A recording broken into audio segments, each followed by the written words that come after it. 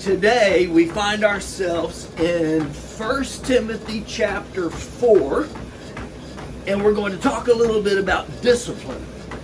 I'm on the treadmill because it's too cold to run outside, and I'm trying to get ready for the Rocket City half marathon, and so it won't be distracting to you. I'll slow things down to a walk, and then I'll walk you through 1 Timothy chapter 4. We begin the chapter with a discussion on last days and false teaching, bad doctrine, and how to be aware of that.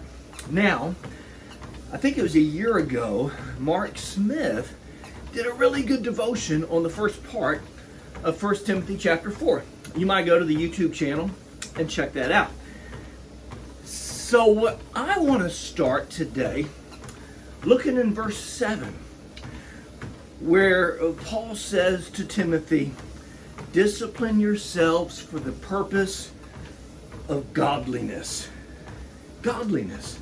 Then he goes on to say, bodily discipline is only of little profit. This running, this physical training, it's profitable physically. I mean, it'll keep me in good shape. It will help me do well in the half marathon, but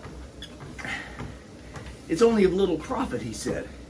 Then he goes on in verse 8 to say, but godliness is profitable for all time, not just now, but in the future as well. So you want to be healthy physically, you discipline yourself to work out.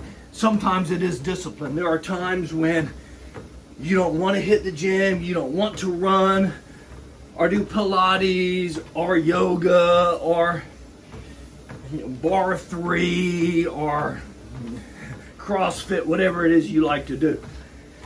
It's discipline, but you do it because you know it's good for you physically.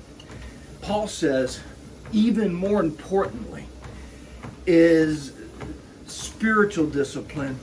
And I'm talking about the discipline to do what you're doing right now. Spend time with God every day. Read the Bible. Have disciplined time where you get with God in prayer. I know the word discipline, it sounds negative, like, gotta go to the gym. But it's not. Don't you feel good after you work out? And you will feel good when you meet with God. Discipline yourself for this.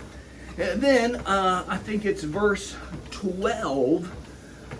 The Apostle Paul says, let no one look down on your youthfulness, but in all your ways, through faith, conduct, purity, and love, show yourself as an example of those who believe. How did I have that verse memorized so well?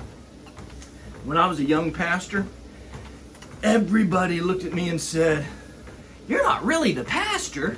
You're way too young to be a pastor. And when I found that verse, it encouraged me a lot. Apparently Timothy was young. And so I would quote it a lot. Quote that verse a lot. I don't have the problem anymore of people thinking I'm too young to be the lead pastor. But back then, that verse really encouraged me. It's not so much how old I am or how long I've been saved. It's what I've done with that time. Have you met people before and they'll tell you, I've got 30 years of experience, and then after a little while you realize really they have 1 year of experience 30 times because they've never grown. Make sure in your faith you grow so that you can be an example through your faith, your purity, and your love. And then, I think it's verse 14, Paul says, do not neglect the gift that is within you. I'll just leave you today with this thought. You're gifted. The Bible tells you that you are gifted. Every one of us has received a spiritual gift. You can read about it in Romans chapter 12 or 1 Corinthians chapter 12 or Ephesians chapter 4. We all have been given gifts.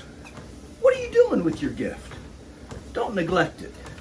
And definitely, Don't neglect your time with God, even if you have to discipline yourself to do it.